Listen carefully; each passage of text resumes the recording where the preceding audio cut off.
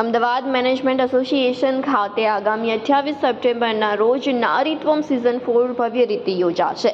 નારીત્વમનો launching કાર્યક્રમ 11 જુલાઈના રોજ મિસ્ટી સ્ટુડિયો અમદાવાદ ખાતે આયોજિત કરવામાં આવ્યો હતો. આ લોન્ચ પ્રસંગે ખાસ ટોક શોનું પણ આયોજન કરાયું હતું, જેમાં શહેરની નામાંકિત મહિલાઓ કે જેઓ પોતાના ફિલ્ડમાં એક્સપર્ટ છે તેઓ મહિલાઓ શું કરવાની જરૂર છે જુદા જુદા ક્ષેત્રમાં કે જેને કારણે 100 વર્ષના જ્યારે આપણે આઝાદીના પૂરા કરીએ ત્યારે ગૌરવભેર આપણે કહી શકીએ કે આ દેશના વિકાસમાં મારી વસ્તી 50% છે તો મારો 50% ફાળો પણ છે, કદાચ 50%થી વધારે પણ હોઈ શકે.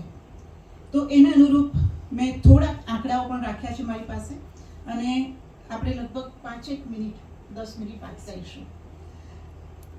અલગ અલગ ક્ષેત્રોમાં સૌથી પહેલું મેં ક્ષેત્ર સિલેક્ટ કર્યું છે એજ્યુકેશન, બીજું છે હેલ્થ, ત્રીજું છે ઇકોનોમી, ફોર્થ ઇઝ પોલિટિક્સ, પાંચમું છે મીડિયા. અને આ બધાનું એમાં આપણે વ્યક્તિ તરીકે મહિલા તરીકે શું કરી શકીએ કે જેને કારણે આપણા દેશ અને સમાજમાં કંઈક પરિવર્તન લાવી શકીએ જે છે.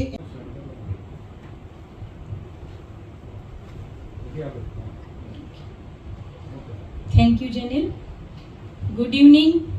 ખૂબ ખૂબ સ્વાગત છે આપ સૌનું નારીત્વમના લોન્ચિંગ અને ટોક શોના આજની ઇવેન્ટમાં. આપ લોકો આવા વાતાવરણમાં પણ અહીં આવ્યા અને આ ઇવેન્ટને માણવા માટે અમારો સાથ આપી રહ્યા છો એ બદલ ખૂબ ખૂબ આભાર. તમે સૌ જાણો જ છો, નારીત્વમ એ નારીના વિકાસ માટેનું અને નારીને સાથે રાખી એમની અંદર છુપાયેલી ટેલેન્ટને આગળ વધારવાનું અને એમની કદર કરવાનું તથા એમને સન્માન આપવાનું એક પ્લેટફોર્મ છે અને એ સન્માનના આપ સૌ સાક્ષી છો. તો આજનો પ્રોગ્રામ શરૂ કરતા, આજનો ટોક શો ચાલુ કરતા હું માલતી મેમને સ્ટેજ પર ઇન્વાઇટ કરીશ.